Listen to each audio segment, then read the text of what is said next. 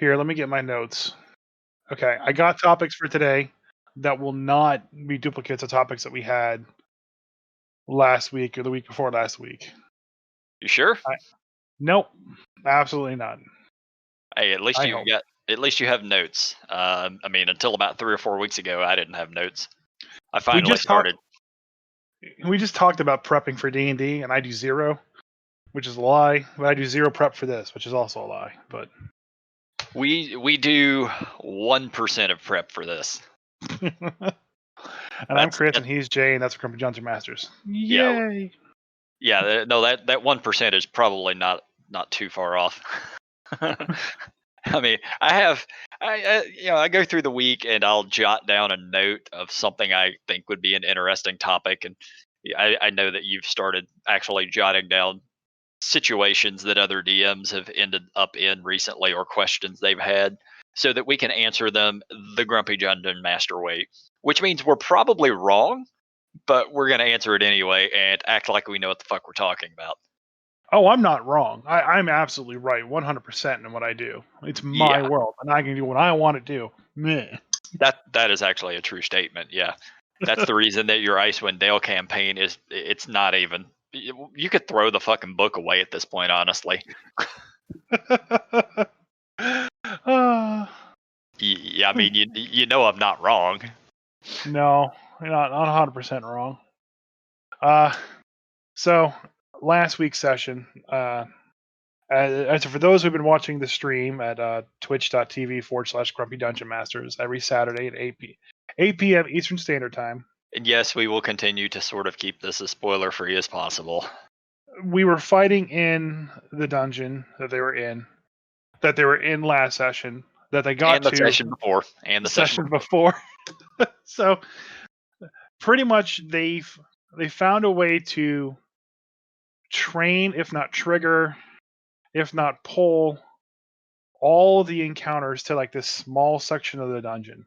And so this last play session, they spent 3.5 hours doing one encounter, because it was essentially like 3 encounters rolled into one, just all piled into this one high hallway. And one character got permed. One came 2 hit points away from being permed.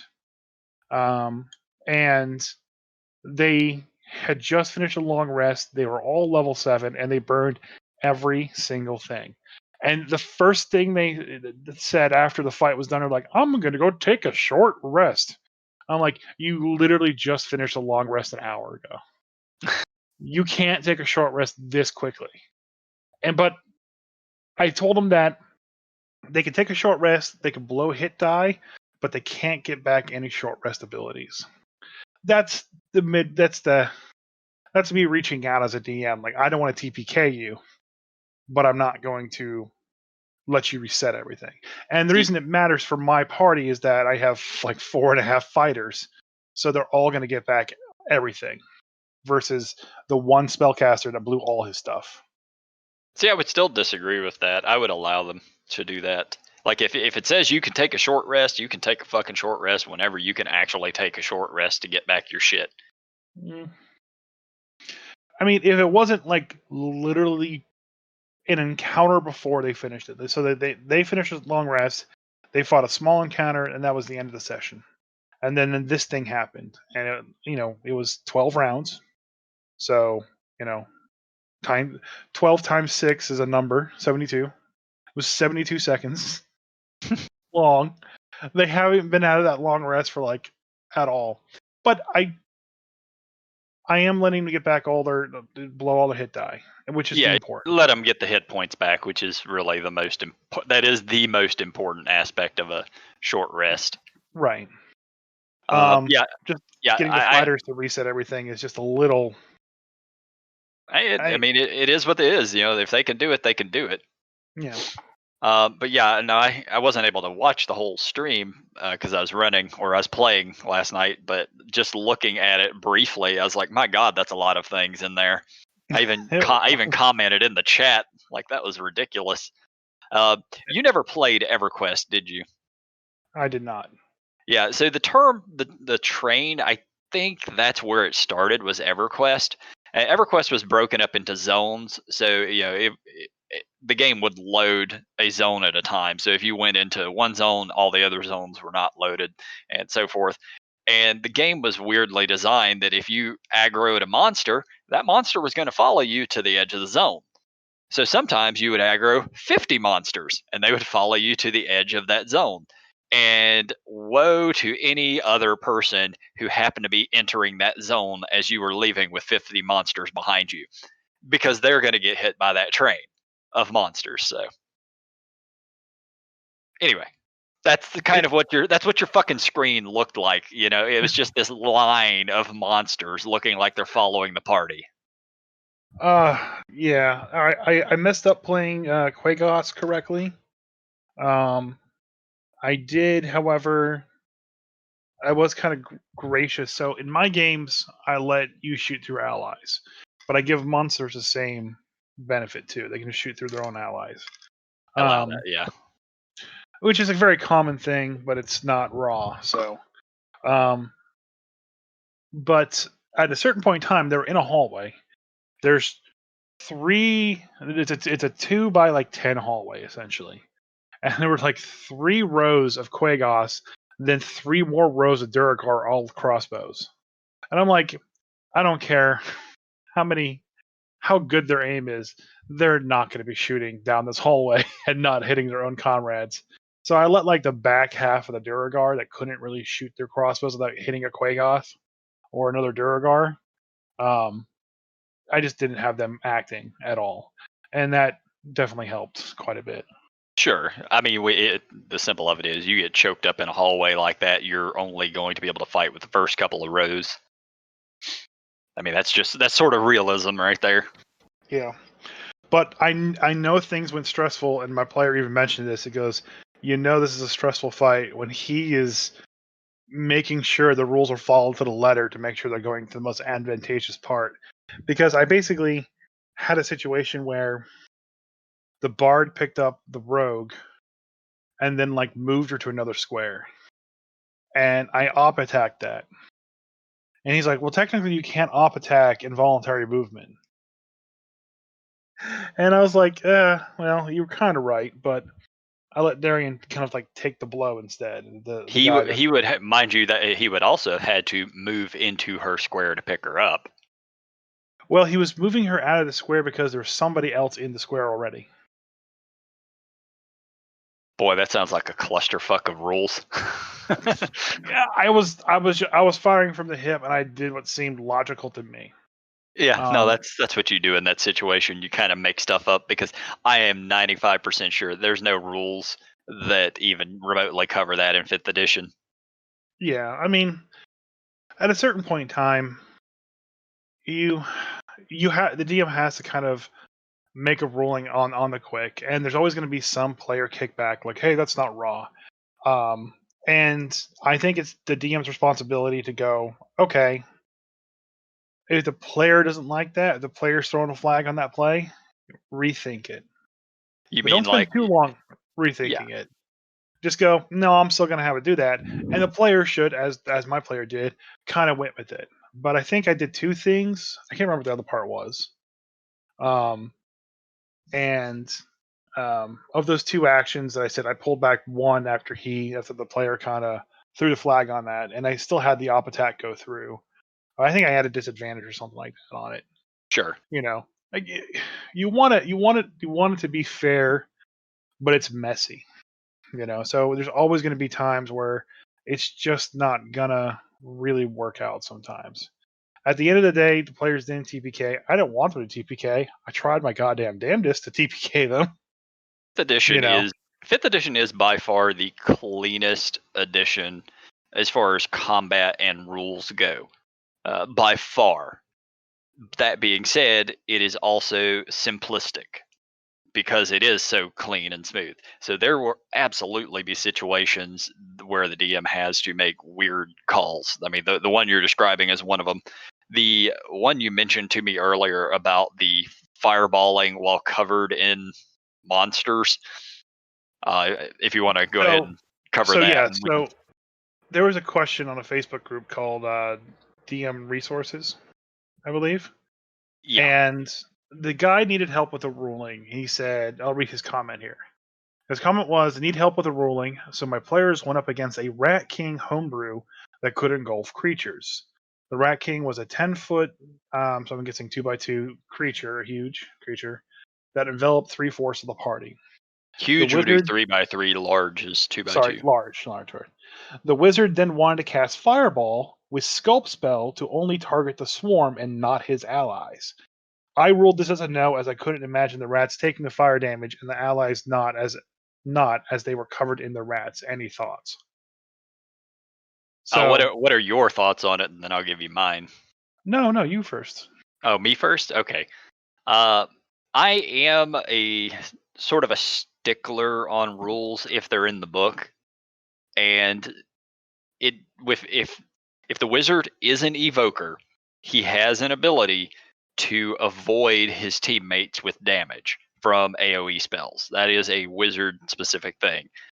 So I absolutely would have allowed it to just ignore his friends, kill the enemies. That being said, I don't begrudge the DM in this situation. I don't necessarily feel he was completely wrong because it's a weird, unique situation. Mhm. So my personal preference, I'm just going to go by what's in that book. So because the wizard was using Sculpt spell, that would mean that he was an evoker wizard.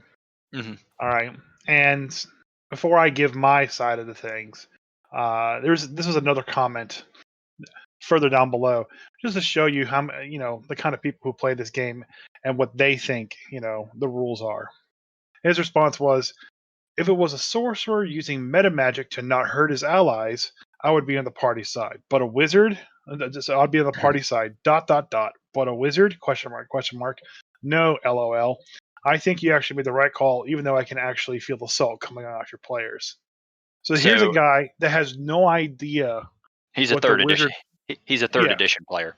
Like sorcerers could do that in third edition, wizards could not. So they sort of swapped roles when it comes to stuff like that in fifth edition. yeah. So he used like one of the few comments that actually have multiple sub comments on his post. Because like, dude, the reaming that he's about to get. yeah, pretty much. And it's all like, it's an evocation wizard with Sculpt spell. So here's my thoughts. First off, what the hell does this guy think a Rat King is? Do you know Does what a that? Rat King is? No, he said it was a homebrew monster. No, but do you know what a Rat King is? Oh, like a real rat king? Yeah, that's when they all Yes. fucking like swarm together and form a big ball and are all stuck together and shit. It's kind of It, weird, it's nasty. when the rats nest together for too long, and their fecal matter and other Yeah, debris hardens up, and it locks all their tails together. Okay, so at best, and I think if you can Google pictures online, it's very disgusting, but kind of actually intriguing in a yeah. way. But look for blue waffle while you're at it too. No, don't fucking look for Blue Waffle. This is PG-13. Um, look for Rat King with shit rats. It's not much better.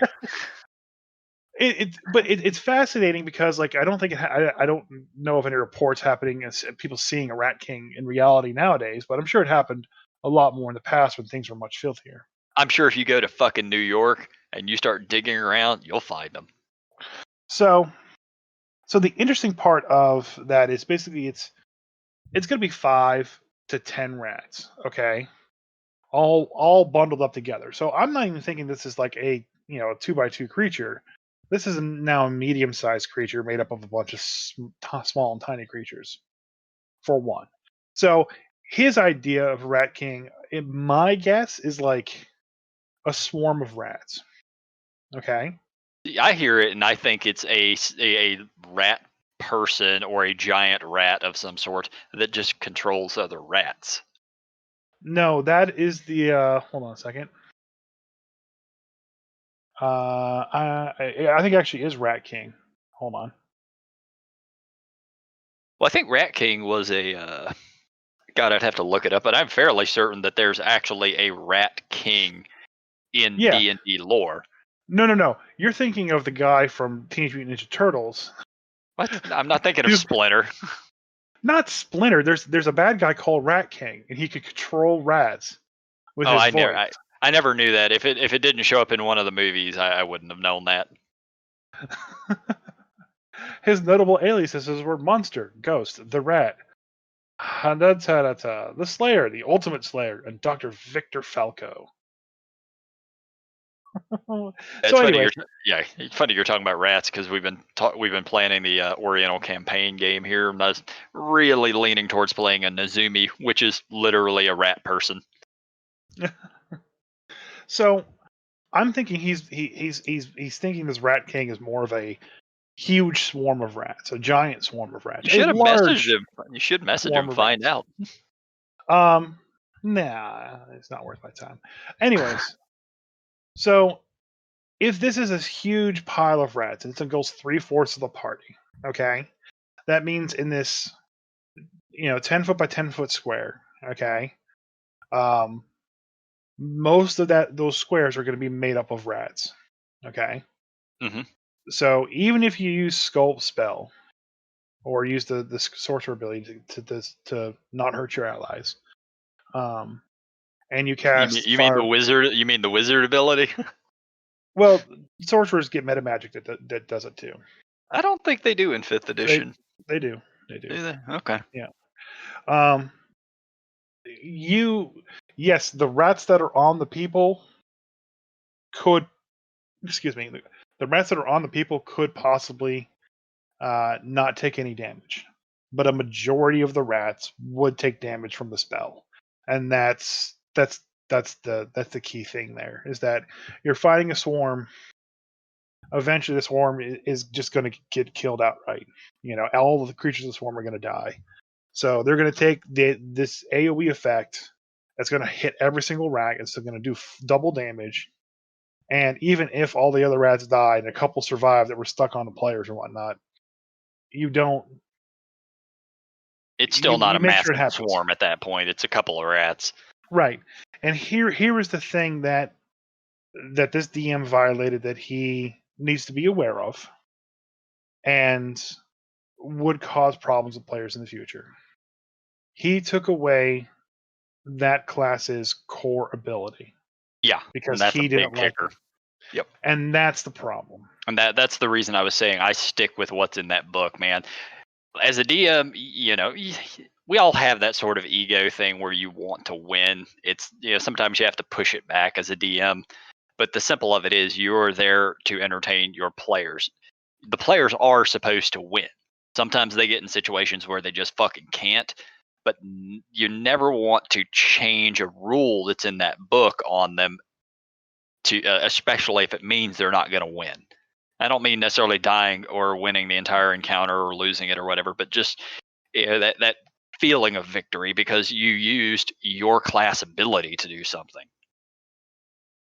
Yeah, like if you told a fighter he couldn't action surge in a round. Even if you have a good excuse, but like literally the only excuse I could think of with action not being allowed to action surge is if they're incapacitated. Otherwise, they should be able to. Yeah. Do you know, kind of bringing us to a different game for a different aspect, World of Warcraft. Okay, there is a period of time, and it still is kind of used but it is the most annoying thing possible. It's when you're fighting a boss or a raid boss, especially, that when they get down to 1% hit points, there is an AoE stun that freezes everybody in place, so nothing happens, and the boss just goes, "Oh, you can't defeat me. I'll see you next time," and flies away. It's the same feeling. I get the fact that you're trying to tell a story and you can't have that character die 100%. But it's such a dick move to take that away from your players, I'm actually in favor of doing stuff like that. You don't want it to be often, but if you are telling a long story arc and you want them to hate this person, I don't necessarily like the idea of an absolute stun, but there needs to be some method. Even let them beat the guy, but there needs to be a method for him to come back or at some point. I actually had this conversation with my wife, I think, when we were talking about a similar situation. If your players if you build a big bad guy, okay, and you I remember a scenario. So there was a group, they're playing superheroes, okay, and they had basically built these cool superheroes, and the DM kept basically saying, "No, you can't play that. I want it to be more like this." And then the person would build a new superhero, totally different, and they go, "No, I don't want you to play it that one either. I want it more like this." It's like, well, why don't you tell me what you want me to play, and I'll play it. So already Yeah, there's problems at with that the point, group, just make our characters for us. right? Yeah, and eventually it's like, okay, I want them all to be straight human, 100%, no robots, no alien races, blah blah blah blah blah. And that was all. It was really dumb. But anyways, so Yeah. he had built this big bad end guy, and the big bad end guy was robbing the bank. And this team was a team of like Teen Titans junior superheroes. Okay. They're going to the bank to stop the bad guy. One guy who's built specifically for reconnaissance and like finding hidden people and like hunting down people. Uh, Analyzes the area, okay, with his tech and special and superpowers, finds no other enemies at all other than the bad guy on the road. So they all jump down to fight the big bad. They did really well, and they beat the big bad before the DM wanted it to be beaten. So all of a sudden, out of the woodwork come all of his Foot Clan goons, essentially, and they beat the players, almost TPKing them, and the bad guy gets away. Like that's the same situation as like AoE stun for my, in my case. You basically just stole something from the players. Like if you have a big bad end guy and he doesn't use his get out of jail free card to disappear, okay, which is okay, but just don't hinder the players in doing it. There's always, oh, here's a portal that I can jump through. Haha, bye. Yeah. Um, let them beat the big bad end guy. Okay, let them capture him and arrest him and put him under the control of the state board, and just have him escape from jail a day later or something like that, something off screen. Players Have don't them players don't capture NPCs and take them to jail unless in superheroes maybe. In D&D, right. no, never. In superheroes, maybe. I mean, how many times has Batman captured an arch villain, handed him over to Gotham Police, Oh, only for Gotham Police? He's captured Joker like 8,000 fucking times, and Yeah, he's always out of Arkham in a month. right. So that's the whole point. Just have them capture him. You know. If they kill them, D&D has resurrection. So I did this a while back to my players. So when I started the Hobtown campaign, it wasn't really the campaign at the time, but along the way, they ran into a succubus, and she had like two other people with her, and they ended up obliterating one of the guys. Like there was no coming back from how they killed him, and they killed one of the others. But the succubus, she made it through a portal. So they never really thought they were ever going to see those guys again. Um, and at some point she ended up resurrecting the dead guy, which they didn't even know anything about. Or no, that's right, they it's been a while since I ran this. They went and hunted them down and ended up finding out she had resurrected that guy. So then they both, I think they killed both of them, or maybe they just killed him again and she got away again. But like at the very ass end of the campaign, after they'd done everything, they ended up hunting her down just to kill her again. After the campaign's over, I'm like, well, she's still not dead. She certain villains are so crafty. They have clones. They have other methods of resurrection. So like they were part of a secret organization that had just so much utility and tools and powerful stuff. Like killing these guys off permanently would have been damn near impossible. That is a campaign all in its own, an epic Yeah. level one at that. So I mean, like, be creative. If your players do something crazy to your specially designed super big bad end guy and end up killing it, capturing it, whatever, let that happen. Come up with something else as to why. Have the body like turn into a weird ooze and disappear. Hell, have them disappear in a puff of smoke and be a log. Pull the old Naruto on them. Yeah, let the players get the victory though. That is important. Yeah, it needs to feel like they've accomplished something. You never want to take that from them. Naruto used that stupid maneuver, that cut, like that. What is it? Shock cut. So many times in the stupid anime, I just got so annoyed by it after a while. Having never seen a single episode, I have no idea what you're talking about. So the ninja. No, let me explain. I have to explain now because the ninjas in the Naruto universe. I know they run with their arms way back behind them, which is really stupid looking. But they do. All the ninjas had like this base ability, okay, where like they could create a minor illusion on an object, okay, and have that object take a hit for them, essentially, okay. So like they'd be fighting, and the heroes would use their big, huge move to wrap up the bad guy in vines, and then punch him in the face real hard that they get knocked out. So that would happen. They get wrapped up in a vine. They'd look up in terror, and then they get punched in the nose, and then it would just disappear in smoke, and what would be left behind would be like a log or like a vase. And like it happened like almost every other episode, nonstop. Every major battle it happened. Like even in the final battle of the stupid manga, it happened. Oh my god. Yeah. Hey, if it's bad enough to use once, it's bad enough to use 600 times. Just like right click dash. Yeah. Anyway. Yeah. Yeah. Damn ninjas. One of the guys who's going to be playing in the Oriental campaign, he actually has already made his character. He's playing Naruto. He's a foxkin spirit guy he's got levels in monk, and I think he's going to take levels in Kensai. Kensai is actually a class in the Oriental campaign. Can you just kill him now for me? I killed his last character in the other campaign, so I kind of don't want to do it twice.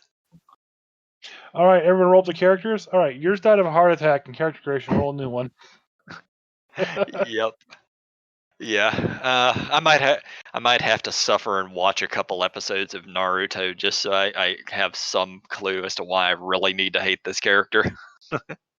I mean, it was an interesting idea, but Getting prepared for the campaign, I went back and started watching episodes of Inuyasha. Oh God, no. It doesn't hold up, let me tell you. Like I remember watching anime, it was on Adult Swim back in the day. Like that's how I used to watch it. Yeah, watching it 10 years ago, it made sense. Nowadays, it's like, yeah, it's hard to find a manga or anime to watch. Oh yeah, for me, it's very difficult. I'm super picky about the ones I watch. I think you should base your thing more on like Afro Samurai and. Oh no, we've already talked about that too. Samurai Champloo. Yeah, Samurai Champloo. Rurouni Kenshin. Like one of those. Yeah. I need to go play the old Samurai Showdown game. I remember picking up Ninja Scroll. Oh, I'm sad. I actually went looking for that because I haven't seen it in 20 years probably. I know it was really good though, but it wasn't currently on any of the websites I pay for. So. So I actually, like I said, I had the VHS tape of it. Yeah. Back in the day, and I had shown it to our friend John Gullo when I was living with him in college as a roommate. Mm-hmm. And I was like, "Hey, you should watch this anime. It's one of the best ones out there." And there's a scene that I'm not going to go into detail about, and it's a very graphic scene. And John kept looking at me and goes, This isn't like, one of those animes. Is it?" I'm like, "No, not at all." And then to see what happened, he kept looking at me and goes, "Are you sure this isn't one of those animes?" So I was like, yeah, I'm sure. Yeah. It's a little ecchi, but it's not full hentai. Yeah, don't want. I mean, it would not. An anime like that could not be made nowadays. Are you kidding me? Animes like that, or animes way worse than that, are made nowadays. Japan don't give a shit. But anyway, it's still one of the better ones. Whenever I always loved it. Like, it was sort of almost superheroes and supervillains set in ancient Japan. Like, I just remember the dude who had all the spiders that would come out of his back. Oh yeah. Yeah, like, that dude was awesome. That was some cool shit. Every time I watched Ninja Scroll, there was a Nintendo game called Legend or Legacy of Kage, and it was just you are a ninja in a bathrobe with little tiny shuriken stars and like this little tiny sword attack. And you have to run through a level just killing things until an arbitrary end happens, and you got to do it 5 times to save the princess. And then when you save the princess, the game is over. But wait, there's more. It immediately puts you back into the game at the first level, starts you over again, where you can go through again and save the princess. Now, every time you go through the entire 5 stages and save the princess, the season changes. So if you go through all 4 seasons, okay, you get the super duper ending where they spell congratulations wrong. Congratulations. Congratulations, you have saved the princess. Much fun was had. Celebration there. But that was actually one of my notes that I did want to talk about, and we're already on the subject, so might as well bring it up. But the idea of pulling ideas for your campaigns from other types of media, and as a person who's done nothing but homebrew, I absolutely do this. I never try to make it overwhelming, but aspects of other media, it's in everything that we do. We are just people who consume media constantly. We're sitting here talking about the Oriental campaign. One of the players in it is planning on playing Naruto. I'm playing a Nezumi, which is a rat person, and most likely I get that because of just having played Skaven and Warhammer for years. Mm-hmm. So it's just sort of a carryover from that. But building campaigns, you absolutely will, whether you mean to or not, you're going to pull in ideas from other mediums that you've processed over the years. Well, do you, I mean, I go ahead. think that there is no such thing as an original idea. Yeah, I'm with you on that. I think that no matter what idea you have, someone has already made it. And I will say this. When I was a kid, I was very sheltered growing up. Okay. Most of the exposure I had was Nintendo games and Lord of the Rings books. I must have read Lord of the Rings 1,000 times. I read all the Michael Crichton books. I thought that I created a unique character that was a giant sword wielding pistolier missing with a robotic arm. Okay? And this is before I knew who Guts was. Mm-hmm. And if you look at it chronologically, Guts was there way before I was even existing. So I think there's no original ideas. I think everything's done before, and it's really all about execution and how much you take from the source material. So, you look at modern day superheroes, which are basically our modern day mythologies from equivalent of Greek mythologies. The super techie guy that runs around with tech and in a military suit is not an original idea, but it was the first time it got executed in that way, in that manner, and it worked. The big strong guy, going out on adventures, that's been a trope forever. The barbarian rager is a thing that's been forever.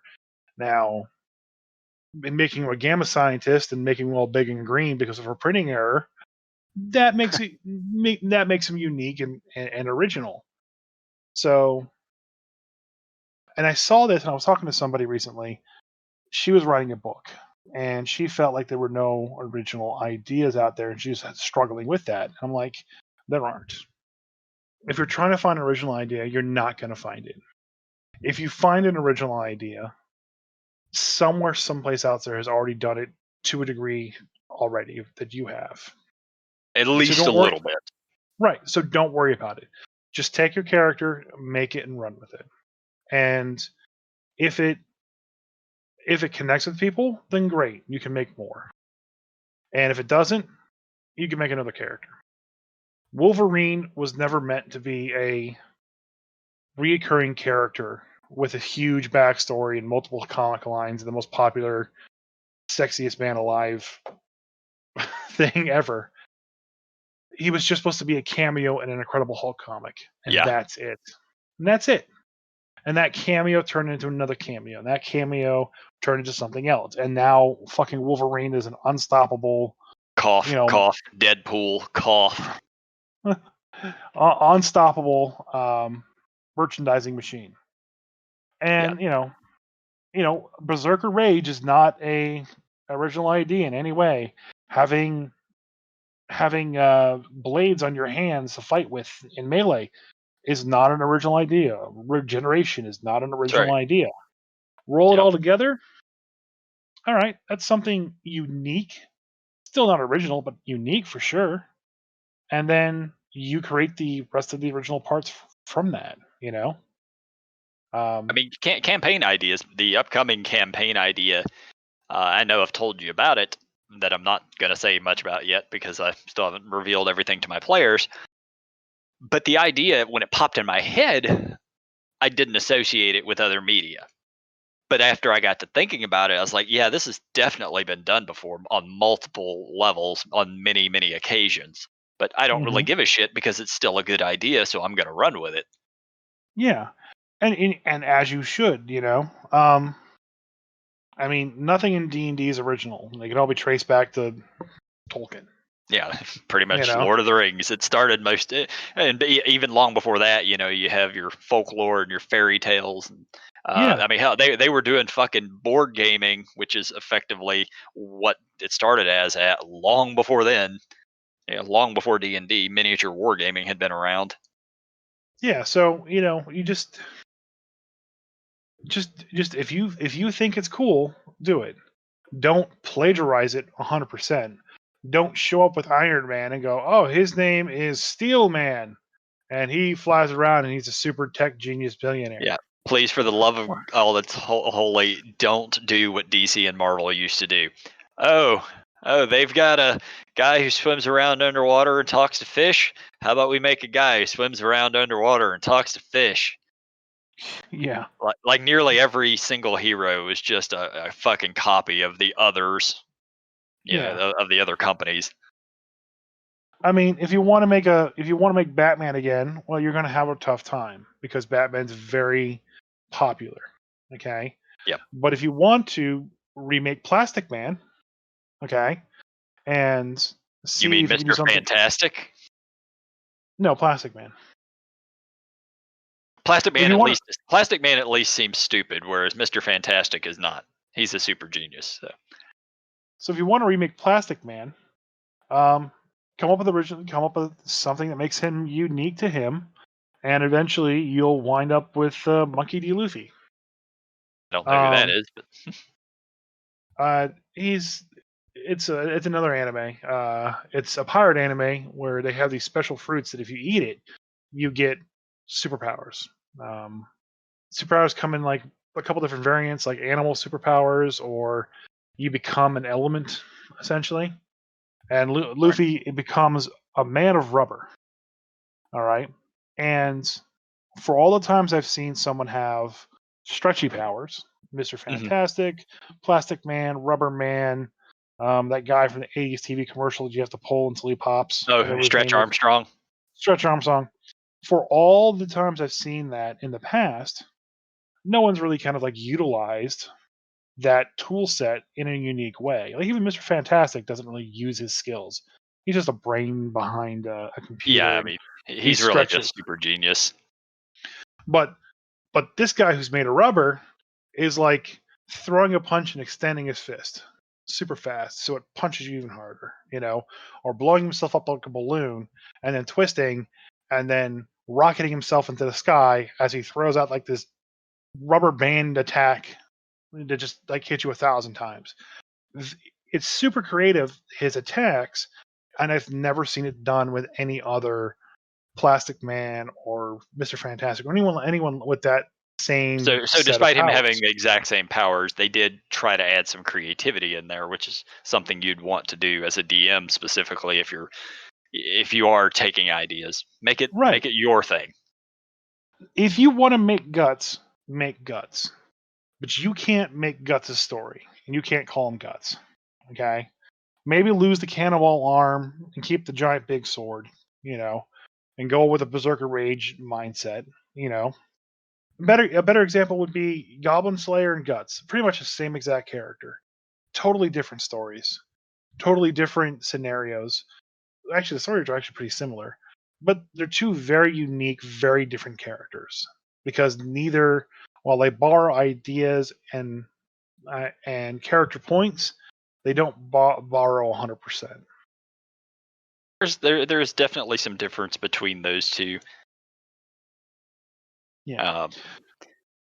So if you're going to borrow stuff from normal media, just do it. But don't copy paste. And please, when you make characters, you're not playing Dristu Erden. You're just not. Don't no Dark Elf Rangers. Don't do that. Yeah, even if you think you could be creative with it, no Dark Elf Rangers. That's that out. Bad. Don't do it. Nobody wants that shit. So, like an interesting thought too is like where do you draw the line with that as well? Like if you want to create a unique character and you want to make a good drow, being that Dritz is like the epitome of good drow, you know, understand how that's going to change that character's whole story from start to finish. That's just not something you say. You just don't walk into a bar and say, "Hey, I'm a good drow because I don't like to be evil and bad," and here's my story. That's just, no one's gonna care or like that. But if you can come up with a reason, and then the challenges, and then how that character is overcoming those challenges, and then on top of that, how that character is living with the consequences of being good, then you have an interesting story. I mean, Driss said he had a shitload of novels to get to that point, so nobody expects details to that extent. But if you're creating a good dark elf character, you need a backstory. You can't just say I'm a good dark elf. There needs to be something more substantial. Why are you good? What have you been through to avoid the other dark elves who would almost certainly kill you?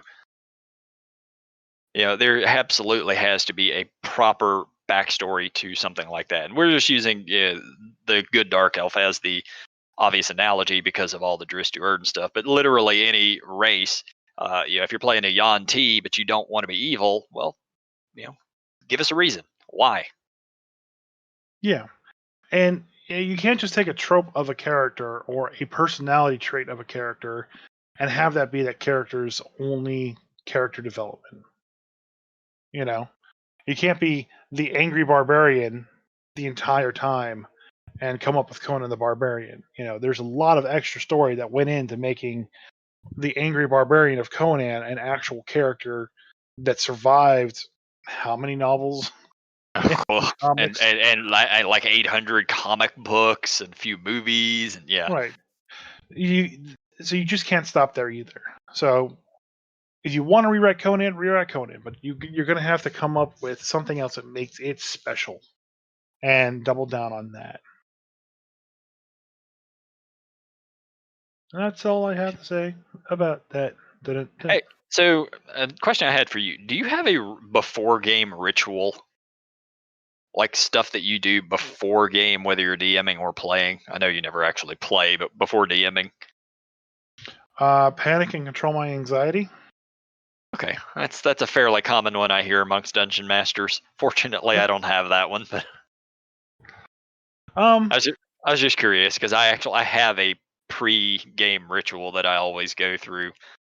Well, tell me your ritual, and I'll tell you how I get ready for my games. Basically, generally about a half hour or so. Well, okay. I'll say about an hour or so before game time, I'll actually make food, or if I'm able to go to a restaurant or whatever, I'll get food. That's an important aspect. I want to be full. I want to have eaten and not have to concern myself with hunger, unless we're ordering food or something like that. Beyond that, I will always, always, always listen to music for about half an hour before game. Like I'll go to YouTube and just turn on some tunes, and it's usually the same stuff I'm always listening to, but it just sort of helps me get into that mode, that mindset. Yeah, I know we all have, at least me and you. I'm sure we both have a bit of a pre-game ritual for LARP, and for D&D, it's sort of the same thing. So, do you have one or not? So, Besides the panicking and all of that. well, I mean, honestly, that's a majority of it. To be perfectly honest and open to the discussion, I guess. I I'm not the most. I prepare all my stuff and I get everything ready, and I think that I do a good job with creating a world that's unique and fair and a lot of fun. A lot of fun for the players to play in. So most of the time, before I get ready for a game, I'm kind of going back over everything that I have planned for that session, all the monsters in place. Do I remember what these monster stats are? Okay, I have a warlord here. Do I remember all of the warlord's abilities? Holy shit, what is this ability? I can't not forget that. Side note, I didn't do that to the warlord that I did use in my game on Saturday. And I scrolled down through her ability list, trying to figure out what she would do in her first opening round, and found an ability that I had no idea that she had. And oh my gosh, if I had used that to its full effectiveness, I would have killed everybody. But that's beside the point. Yeah. So I go through and I just double prep everything. I usually eat sometime before, but yeah, I'm on a stream. I can't be eating or drinking too much on the stream. Right. I am not Dr. Disrespect and can't have a four-course meal between Warzone matches. So yeah. So the whole going over notes and what does this do? What does this do? That's me 2 hours before game. yeah. Of Not which so much. invariably I always forget some bullshit. So not so much with D&D and the stream. I have too much on my mind with the streaming and everything to kind of get everything set up and ready to go. Was it like that And for you before you were streaming though, as far as the whole prepping and worrying and anxiety and all that? not really because I still had to go through and prep all the maps and get all the miniatures. There's a lot of stuff to keep my hands busy, and when my hands are busy, my mind is empty. All right. So the stream So adds a lot more to it. it replaces it one for one. Are all the tokens in place? Are all the characters ready? Is Foundry running? Is it working? Does it need to be patched?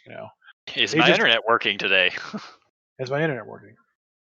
So I don't really have too much time to kind of focus on like the pressure and the anxiety of it.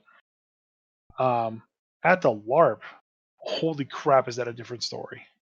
Really? Like, oh yeah, I can't go into the tavern where everybody's sitting because there's just too many people. There's too much energy in there. Like I can't. Like I gotta stay in my cabin by myself. I need to get used to not being around people again, or I need to get used to being around people again for a little while. So Yeah, I slowly it's gonna be weird when we actually get back to LARP after the fucking virus thing's over with. and then on top of that, I usually try to sneak. I try to sneak into the tavern and Yeah. find a seat in the far back where no one will see me, that I can sit there and just process that there's just all this energy going on around me. And then once I'm good with that, then I'm okay. And then I can start talking to people and then I can start saying hello. But like if I don't have that like slow build up into that huge crowd, I'm just Huh. out. I can't function. Like Yeah. I mean, you Go ahead. yeah. No, go ahead. No, I'll let you go. I've already forgot what I was gonna say. It's just very. It's a lot because there's a lot of people. There's 150 people, and I only have so much in my little tiny bucket of, interpersonal energy that I can hand out. Hmm. So, but when I'm streaming, I don't have that. Everyone's just on the other side of the monitor. Yeah, That's just you're just dealing video with games. you're dealing with your normal players, and occasionally you make a comment in the chat. Yeah. But even when Um, streaming, the first time I get some people chatting, I'm like, oh shit, I gotta talk to them now. yeah, And I have to I have shift to put gears. something out there. Yeah. Yeah. I am kind of curious if other DMs have their own rituals and so forth. I hadn't really thought about it until this week, when I realized that I do actually have a pregame ritual that I do all the time. Well, Uh, jot it I, down and we'll ask our next guest. oh, okay. We can do that Yeah. as well as we can also throw this out there into the ether for everybody to respond on social media at some point if we remember to do this. If not, well, fuck it, just message us. Curious to We know. we will tweet this out um at the same time as the podcast goes out. Um like what do you do as a pregame ritual? We'll put it on both Facebook and Twitter. So if you're following us on Facebook, you can do it there. If you're following us on Twitter, you can do it there. Just And you respond can't do it back on with what Instagram because Instagram's fucking weird. just respond back to what you do as a pregame ritual, and we'll take notes and see what comes up with all that. I'm just curious. I would love to see what some of them are. Hopefully, people don't just make shit up. Be like, I do this. I always eat a 12-ounce steak and fries with a soda.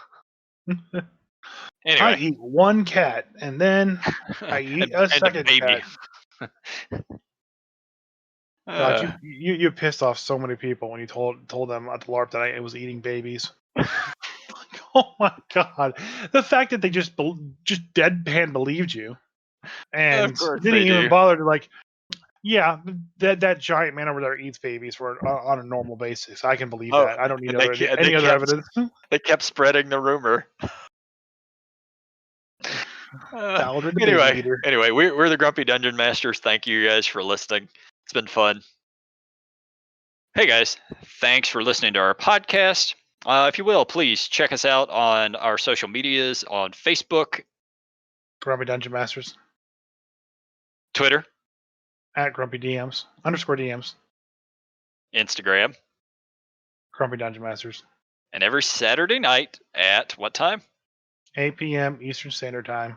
On Twitch.tv /Grumpy Dungeon Masters. Fuck yeah.